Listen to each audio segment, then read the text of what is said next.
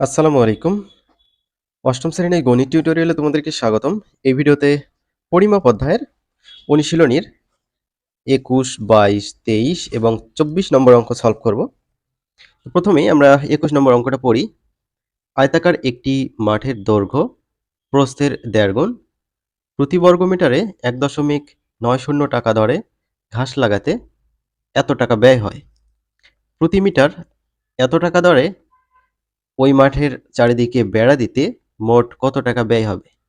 মাঠের চারিদিকে বলতে মাঠের পরিসীমাকে বোঝানো হয়। তো এখানে পরিসীমা নিয়ে আমাদের কাজ করতে হবে। চলো আমরা ২১ নম্বর অঙ্কটা সলভ করি। শিক্ষার্থীরা সমাধান হিসেবে লেখা হয়েছে, মনে করি আয়তাকার মাঠটির প্রস্থ হচ্ছে ক মিটার। তো এইখানে দেখো এই যে বলা আছে যে হচ্ছে দৈর্ঘ্য প্রস্থের ১.৫ গুণ। তো এখানে যার সাথে যুক্ত থাকবে তোমরা সেটা ধরে নেওয়ার চেষ্টা করবা। ঠিক আছে? তারপর একটু বুঝে শুনে ধরবা। তো প্রস্থ যার সাথে থাকবে সেটা আমরা ক ধরে নেব, অর্থাৎ সেটা নাই।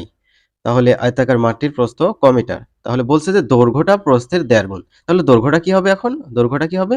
এই যে প্রস্থ ক এর ১.৫ গুণ এত মিটার। আশা করি এতটুকু বুঝতে পেরেছো। তো এখন আমাদের কাছে প্রস্থ আছে, দৈর্ঘ্য আছে। তো যেহেতু আয়তাকার মাঠ, দৈর্ঘ্য আর প্রস্থ গুণ করলে ক্ষেত্রফল পাওয়া যায়। সো মাঠটির ক্ষেত্রফল হবে এই যে দেখো দৈর্ঘ্য গুণ প্রস্থ। তাহলে ১.৫ ক তার সাথে ক গুণ, তাহলে ১.৫ ক গুণ করলে ক স্কয়ার হবে। তাহলে ১.৫ ক স্কয়ার বর্গ মিটার। তো এই হচ্ছে মাঠটির ক্ষেত্রফল। এবার দেখো ঘাস লাগাতে ১ বর্গ মিটারে খরচ হয় ১.৯ বা ১.৯০ একই টাকা। এইখানে ১ টাকা ৯০ পয়সা বোঝাচ্ছে। অতএব এই যে ১.৫ ক স্কয়ার এত বর্গ মিটারে ঘাস লাগাতে খরচ হবে বেশি। সো এই যে ১.৯ এর সাথে এটা গুণ হবে। তো এখানে একটা আমরা টাকা পেয়ে গেলাম। ঠিক আছে? এখানে একটা টাকা পেয়ে গেলাম আর অলরেডি একটা কিন্তু হিউজ অ্যামাউন্ট দেওয়া আছে। তো এই দুটো কি হবে? পরস্পর সমান হবে। কারণ দেওয়া আছে মাঠে ঘাস লাগাতে মোট ব্যয় হয় ১০,২৬০ টাকা। তো এই দুটো আমরা সমান লিখতে পারি। তো শর্ত মতে এইটা আর এইটা আমরা সমান লিখছি। দেখো, এবার এখান থেকে আমরা একটা কাজ করতে পারি, সেটা হচ্ছে এই যে ক স্কয়ার আর ১.৫ এটা রেখে দিলাম। ১.৯ ডান পাশে পার করে দিলাম, ভাগ হলো। আচ্ছা। প্রথমেই আমরা এই যে ১.৯ দিয়ে উপরে যে ভ্যালুটা আছে ওইটাকে ভাগ করি। ১০, ২৬০, ৫,৪০০ এখানে যেটা দেখতে পাচ্ছ। এই যে ক স্কয়ারের সাথে দেয়ার কিন্তু গুণ অবস্থা আছে। এটা ডান পাশে গেলে এই যে ৫,৪০০ এটার নিচে ভাগ হয়ে যাবে। তো এইটাকে আবার দেয়ার দিয়ে ভাগ করি। ৩,৬০০ হলো। সো ক স্কয়ারের মান হচ্ছে ৩,৬০০। তো এবার আমরা শুধুমাত্র ক এর মান বের করব, তাই এইখানে এই স্কয়ার তুলতে গেলে উভয় পাশে বর্গমূল করতে হবে। তো স্কয়ার রুট কেটে যাবে। ক সমান কত হবে? রুট ৩৬০০। রুট ৩৬০০ মানে কত? রুট ওভার আনসার ৬০ হবে। তাহলে ক এর মান হচ্ছে ৬০। ক কি ধরেছিলাম? ক হচ্ছে এই যে দেখো প্রস্থ ধরেছিলাম। তাহলে আয়তাকার মাঠের প্রস্থ হচ্ছে ৬০ মিটার আর দৈর্ঘ্য হবে ওই যে দেয়ার ক ছিল দৈর্ঘ্য। তাহলে দেয়ারের সাথে ক এর ভ্যালু ৬০ গুণ, তাহলে হবে ৯০ মিটার। এবার দেখো মাঠটির চারিদিকে বেড়া দিতে হলে তার পরিসীমার সমান বেড়া দিতে হবে। তাহলে মাঠের পরিসীমা সমান কি হবে? 2 ইনটু দৈর্ঘ্য যোগ প্রস্থ, যেহেতু আয়তাকার মাঠ। তাহলে 2 দৈর্ঘ্য ৬০ প্লাস প্রস্থ হচ্ছে ৯০। তো ৯০ আর ৬০ যোগ করে তার সাথে ২ গুণ করতে হবে। তো এই দুটো যোগ করলে হবে ১৫০। ১৫০ সাথে ২ গুণ করলে হবে ৩০০ মিটার। ১ মিটার বেড়া দিতে খরচ হয় ২.৫০ টাকা। এখানে কিন্তু সেটাই বলা আছে। প্রতি মিটার এত টাকা দরে ওই মাঠের চারিদিকে বেড়া দিতে মোট কত ব্যয় হবে? তো চারিদিক ৩০০ মিটার সেটা আমরা বের করছি। ১ মিটার বেড়া দিতে খরচ হয় এত টাকা, ৩০০ মিটার বেড়া দিতে খরচ বেশি হবে। সো এটা গুণ করতে হবে। গুণ করলে ৭৫০ টাকা পাবো। তো এটাই হচ্ছে মাঠের চারিদিকে বেড়া দিতে খরচ হবে। আশা করি এটা তোমাদের ক্লিয়ার হয়েছে। আমরা পরবর্তী কাজে চলে যাব। ২১ নম্বর হইছে। ২২ নম্বর দেখো। একটি ঘরের মেঝে কার্পেট দিয়ে ঢাকতে মোট ৭,২০০ টাকা খরচ হয়। ঘরটির প্রস্থ ৩ মিটার কম হলে ৫৭৬ টাকা কম খরচ হতো। ঘরটির প্রস্থ কত? তো চলো আমরা ২২ নম্বর অঙ্কটা সলভ করে ফেলি। সমাধান। দেখো ঘরটির প্রস্থ ৩ মিটার কম হলে 576 টাকা কম খরচ হতো। অর্থাৎ 3 মিটারে খরচ কম হয় কত টাকা? 576 টাকা। এবার আমরা যদি 1 মিটারে কত টাকা খরচ কম হয় সেটা বের করতে চাই, 1 এর উপরে যেই ভ্যালুটা থাকবে সেটা দিয়ে এখানে ভাগ হবে। 3 দিয়ে 576 কে ভাগ করলে 192 টাকা হবে। আমাদের বলছে ঘরটির প্রস্থ 3 মিটার কম হলে এত টাকা খরচ কম হতো, প্রস্থ কত? তো এখন আমরা কি লিখতে পারি? এটা লিখতে পারি যে হচ্ছে এখন 192 টাকা খরচ হয় যখন প্রস্থ 1 মিটার। অতএব 1 টাকা খরচ হয় যখন প্রস্থ 1/192। এবার এখানে কত দেওয়া আছে? ৭,২০০ টাকা বলছে। তো ৭,২০০ টাকা খরচ হয় যখন প্রস্থ একটু বেশি হবে। এই ৭,২০০ উপরে যায় গুণ হবে। তো 192 দিয়ে ৭,২০০ কে ভাগ করলে আমরা পাবো ৩৭.৫ মিটার। তাহলে এটাই হচ্ছে ঘরের প্রস্থ। এটাই হচ্ছে ২২ নম্বর অঙ্কের সমাধান। আমরা ২৩ নম্বর অঙ্কটা দেখি। ২৩ নম্বরে কি বলছে? ৮০ মিটার দৈর্ঘ্য ও ৬০ মিটার প্রস্থ বিশিষ্ট একটি আয়তাকার বাগানের ভিতর চারিদিকে ৪ মিটার প্রশস্ত একটি পথ আছে। প্রতি বর্গমিটারে এত টাকা দরে ওই পথ বাঁধানোর খরচ কত? এর আগের অঙ্কগুলো কেমন ছিল? একটা বাগান থাকে, বাগানের চারিদিকে রাস্তা থাকে। এবার একটা বাগান আছে, বাগানের ভিতরে রাস্তা আছে। তো আগের অঙ্কগুলোতে আমাদের যোগ করা লাগতো। তো এই অঙ্কে কি করতে হবে?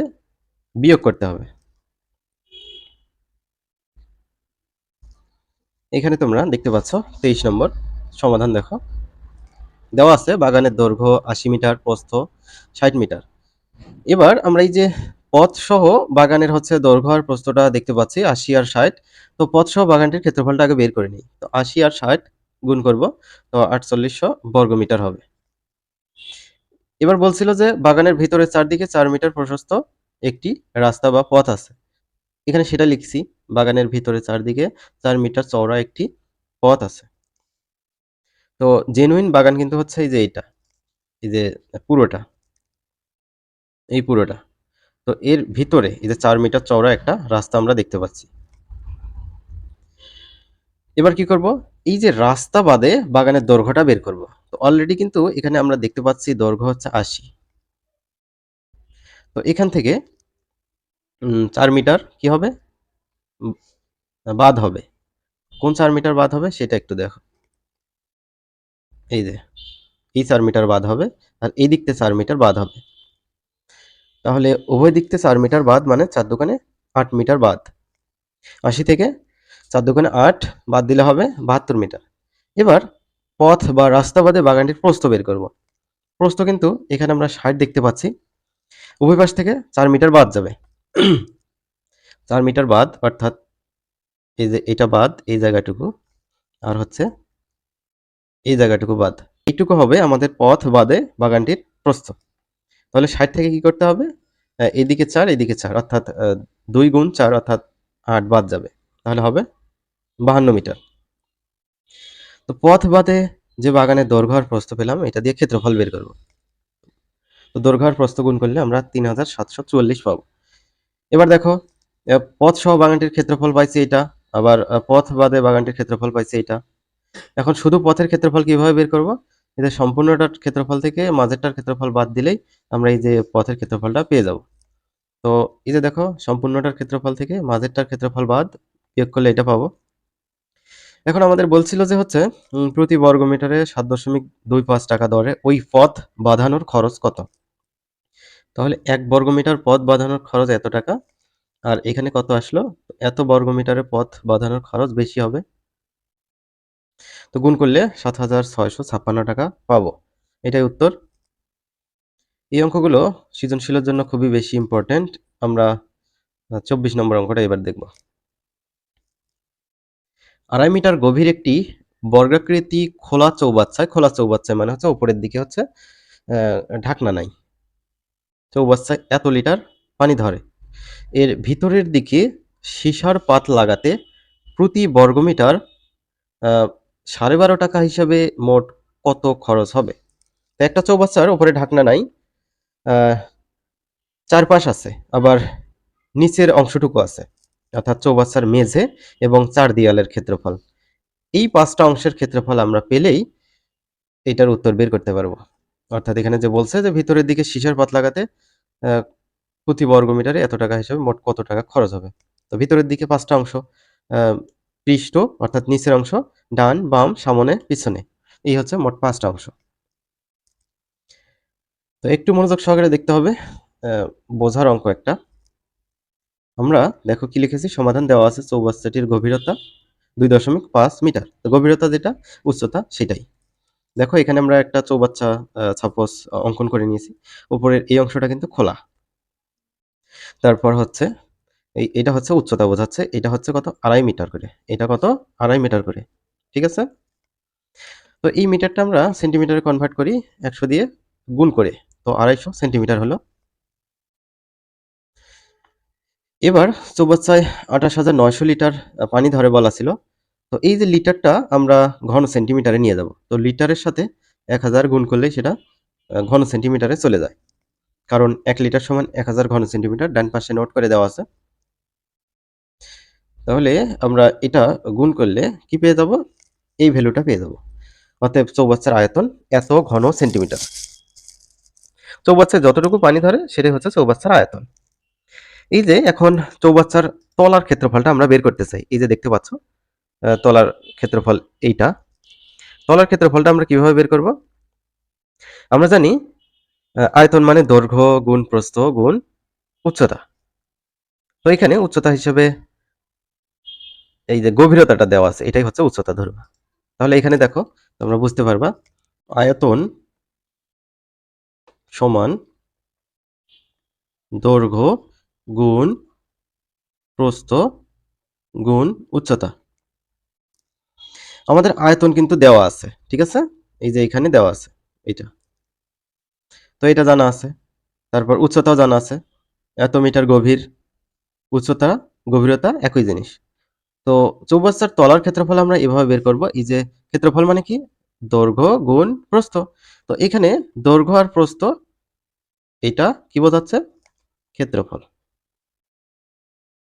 তাহলে ক্ষেত্রফল আমরা কিভাবে বের করতে পারি? অর্থাৎ তলার ক্ষেত্রফল এখান থেকে কিভাবে বের করব? এই যে দেখো, আয়তনকে যদি আমরা উচ্চতা দিয়ে ভাগ করি তাহলে তলার ক্ষেত্রফলটা বের হয়ে যায়। তো এখানে সেটাই করা হয়েছে দেখো। চৌবাচ্চাটির তলার ক্ষেত্রফল সমান এই যে আয়তন ভাগ উচ্চতা বা গভীরতা। তো ভাগ করলে এটা পাবো। তো বর্গ সেন্টিমিটার থেকে বর্গ মিটারে যেতে হবে। বর্গ সেন্টিমিটার থেকে বর্গ মিটারে যেতে কি করতে হবে? যেহেতু বর্গ কথা আছে, সেন্টিমিটার থেকে মিটারে গেলে এমনি 100 দিয়ে ভাগ করতে হয়। বর্গ থাকার কারণে দুইটা 100 দিয়ে ভাগ করা হয়েছে। ঠিক আছে? তাহলে আমরা এইটা পাবো। এইটা হচ্ছে তলার ক্ষেত্রফল। তো আমি এখানে মার্কিং করে দিচ্ছি দেখো। তলার ক্ষেত্রফলটা হচ্ছে 11.56 বর্গমিটার। তো এখানে কি বলছিল যে হচ্ছে এত মিটার গভীর একটি বর্গাকৃতি খোলা চৌবাচ্চায় এত লিটার পানি ধরে। চৌবাচ্চাটি কিন্তু বর্গাকৃতি। তাহলে এই যে তলাটা হচ্ছে বর্গ। তো বর্গের ক্ষেত্রফল আছে আমার কাছে। তো বর্গের এক বাহুর দৈর্ঘ্য কিন্তু আমরা বের করতেই পারি। চৌবাচ্চাটি বর্গাকৃতি হওয়ায় এর তলার এক বাহুর দৈর্ঘ্য আমরা এভাবে বের করব। ক্ষেত্রফলকে যদি আমরা বর্গমূল করি বা রুট করি তাহলে এক বাহুর দৈর্ঘ্য পাওয়া যাবে। তো 11.56 এটাকে যদি রুট করো ক্যালকুলেটরে তাহলে 3.4 মিটার পেয়ে যাবে। তাহলে এই 3.4, এই যে এটাও 3.4 হবে, এটাও 3.4, এটাও 3.4, এটাও 3.4, অর্থাৎ নিচেটা হচ্ছে বর্গাকৃতি। তাহলে নিচের অংশটার ক্ষেত্রফল আমরা পেয়ে গেলাম। এখন চার দেয়ালের ক্ষেত্রফল পাওয়া লাগতেছে। তো এই একটা দেওয়াল, এই একটা দেওয়াল, পেছনে একটা, সামনে একটা। যে কোনো একটা দেয়ালের ক্ষেত্রফল বের করতে পারলে আমরা চারটা দেয়ালের ক্ষেত্রফল বের করতে পারবো। খেয়াল করো, এই যে এই দেয়ালটার কথা যদি তুমি ভাবো, উচ্চতা কত? উচ্চতা হচ্ছে 2.5 মিটার। তাহলে এইটা কত হবে? এটা হচ্ছে 3.4 মিটার, একটু আগে যেটা আমরা বের করলাম। তাহলে এই দেয়ালটার ক্ষেত্রফল আমরা বের করতেছি হচ্ছে 2.5 গুণ 3.4 এটা করে। অর্থাৎ এটা হচ্ছে দেয়ালটা হচ্ছে আয়তাকার। তাহলে দৈর্ঘ্য গুণ প্রস্থ। সেম ভাবে এটা হচ্ছে 2.5 আর এটা হচ্ছে 3.4। গুণ করলে এই সামনের দেয়ালটার ক্ষেত্রফল পাবো। তারপর ডান পাশে দেয়াল দেখতে পাচ্ছ, এটার ক্ষেত্রফল কিভাবে বের করব? দৈর্ঘ্য গুণ প্রস্থ। তো দৈর্ঘ্য আমরা এটা হচ্ছে 2.5, এটা জানি, আর এটা হচ্ছে কত? 3.4। সেম ভাবে পেছনেরটা দৈর্ঘ্য এত আর প্রস্থ হচ্ছে 3.4। তাহলে প্রত্যেকটা দেয়ালের দৈর্ঘ্য আর প্রস্থ ওই যে 3.4 আর 2.5 এরকম হচ্ছে। তাহলে আমরা একটা কাজ করতে পারি, সেটা হচ্ছে চৌবাচ্চাটির ৪ দেয়ালের ক্ষেত্রফল মানে হচ্ছে যে ৩.৪ গুণ ২.৫ এটা গুণ করে ৪ দিয়ে আমরা গুণ করতে পারি। কারণ ৪ টা দেয়াল। তো এই ৩.৪ এর সাথে ২.৫ গুণ করে তার সাথে ৪ গুণ করবে ৩৪ বর্গমিটার হবে। তো ৪ টা দেয়ালের ক্ষেত্রফল ৩৪ বর্গমিটার, আর হচ্ছে যে নিচে মার্কিং করা যে দাগগুলো দেখতে পাচ্ছ, এটা হচ্ছে ১১.৫৬ মিটার, সরি বর্গমিটার। তাহলে চৌবাচ্চাটির তলা ও ৪ দেয়ালের ক্ষেত্রফল এমন হচ্ছে যোগ করলে ৪৫.৫৬ বর্গমিটার। উপরেরটা কিন্তু লাগছে না, এটা কিন্তু খোলা, কারণ এখানে বলছে হচ্ছে খোলা চৌবাচ্চা, উপরের অংশটা আমাদের লাগবে না। তাহলে চৌবাচ্চাটির ভিতরের দিকে এত বর্গমিটার সীসার পাত লাগাতে হবে। এখন প্রশ্নে কিন্তু দেয়া আছে যে ১ বর্গমিটার সীসার পাত লাগাতে খরচ হয় ১২.৫০ টাকা। অতএব ৪৫.৫৬ বর্গমিটারের সীসার পাত লাগাতে খরচ বেশি হবে। সুতরাং এটা গুণ করতে হবে। গুণ করলে এইটা পেয়ে যাবা। এটাই হচ্ছে উত্তর। আশা করি বুঝতে পারছো। আমরা পরবর্তী ভিডিওতে পরবর্তী যে অঙ্কগুলো আছে সেগুলো আলোচনা করব।